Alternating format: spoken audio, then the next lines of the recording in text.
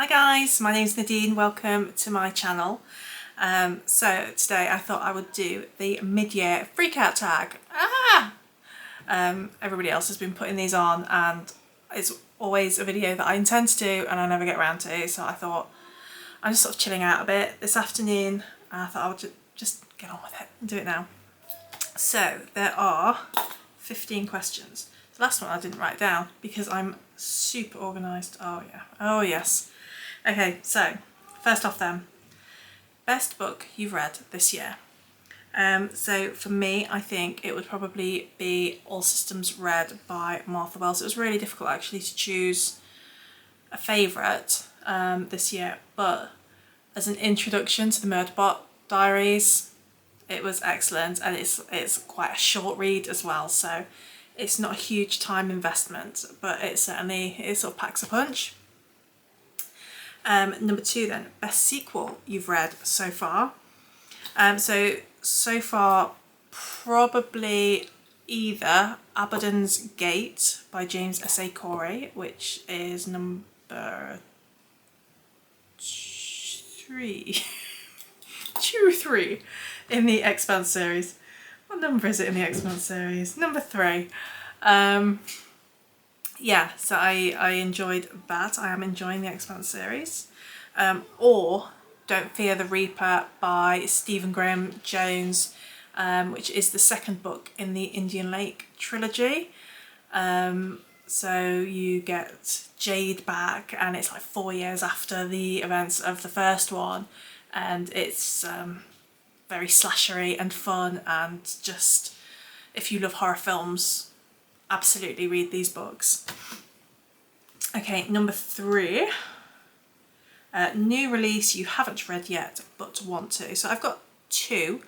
The first one is called The Moonlight Market by Joanne Harris. That just came out beginning of July, and it sounds lovely. It sounds really magical.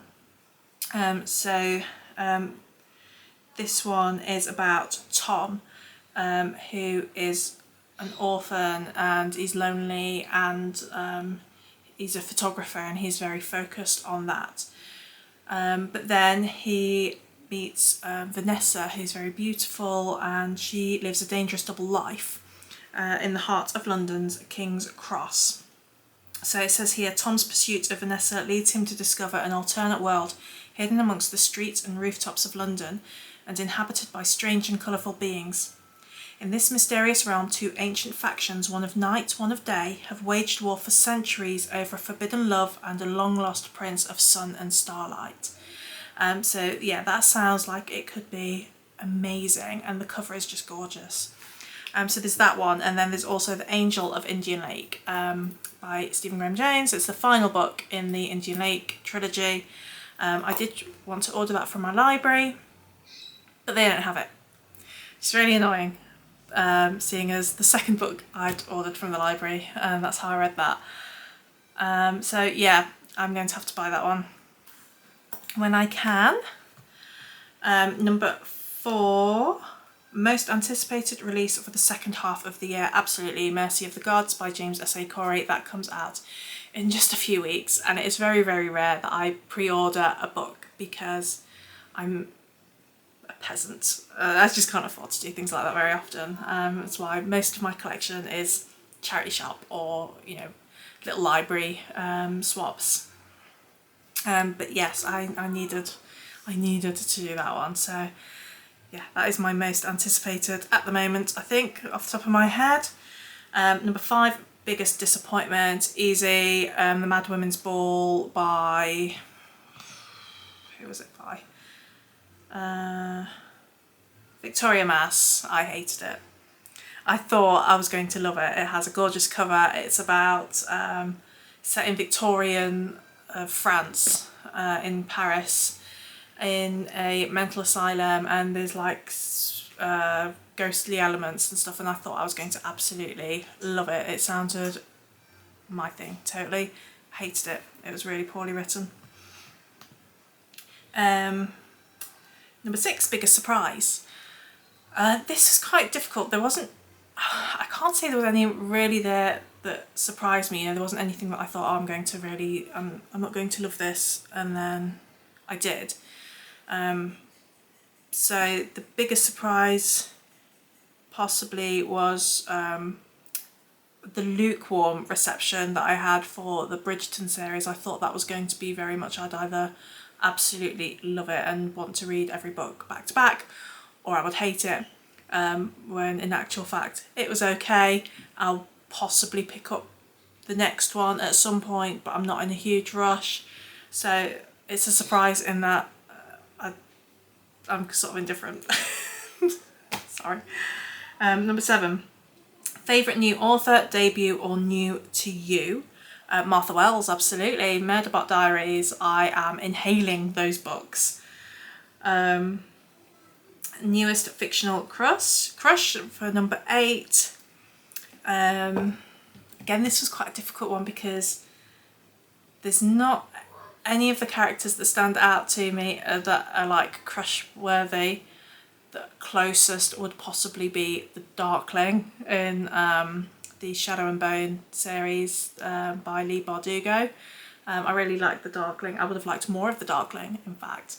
And also in the TV series, I watched the first season, he's very, very sexy. So yeah, that would be the closest. Number 9, newest favourite character, either Shardlake, but I've only read the one book so far, so we will see how that develops, or Murderbot, who I just find really, really comical.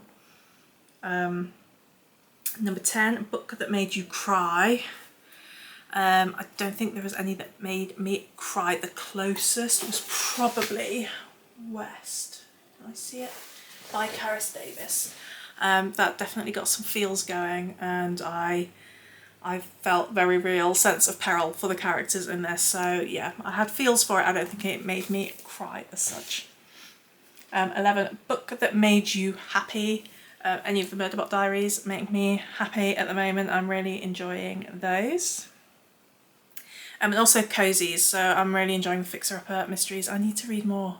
I think I've only read one so far this year, so I need to get on with that because there's a new one coming out in end of October, I think, for Christmas. So I would like to be up to date by then if I can. 12, favourite book to movie adaptation so far this year.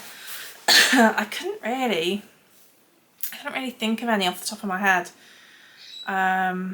that I've seen. So possibly I will go for Shardlake. I watched the first season, or the only season that's on Disney. Was it on Disney? I watched that, and that was really, really good, and that's what got me wanting to read the books. And yeah, it follows really closely, and it was very, very well done. So yeah. Okay, coughing fit over. So next, where did we get to? Number 13, favourite review you've written this year. Pass, I guess. I don't know really what review or a video I've done this year that I would say is my favourite. Maybe the review for Tainted Cup? I don't know. 14, most beautiful book you've bought so far this year or received. So this was a car boot pickup, and it was Agatha Christie's Midsummer Mysteries. So it looks like it's just more sort of excerpts from longer pieces of work, but the cover is just so gorgeous. And I've been eyeing up this book for a while, and I really want the autumn one as well. In fact, they're just beautiful. And then finally, what books do you need to read by the end of the year? So many. So I'm behind on lots and lots. In fact, let me have a look at my Goodreads now and see how many books it says I'm currently reading, and you will see my secret shame. So often I will start books for challenges, and then I run out of time that month, and then another reading challenge comes along, and I always mean to carry on, but you know. So currently reading apparently 28 books, so I would like to finish those really. So my plan at the moment is August, obviously we've got Garb August, September I'm possibly not going to do any reading challenges or anything like that because I'll be starting my teacher training, and so I'm very much going to be focusing on bedding down in that and getting into a new routine. Like, life's just going to be crazy because I'm going to be doing that full time, but I've also made the decision to continue with my current job in healthcare whilst I'm studying and see how that goes. I'll be working weekends also. I don't know how much reading time I'm going to have. October is Victober and also spooky season, so I'll be wanting to read lots of Victorian fiction and also some horror. December will be Christmas reads and also some spooky stuff as well because I like spooky stuff. So I was thinking November I'm going to use as like a catch-up month and try and get through some of these books. In fact, I might do a video on all of the books that I have. Yeah, my pile of shame. I might do that. I might show you my pile of shame. So yeah, all of those would be good, and also most of these would be good. Whenever I look at my shelves, I'm always struck by all the amazing books that I've got, and I just wish I had more time to read them all immediately. I want to read them all now. So yes, that is my mid-year freakout tag. Let me know what you think, and yeah, I'll catch you guys next time. See you later. Bye.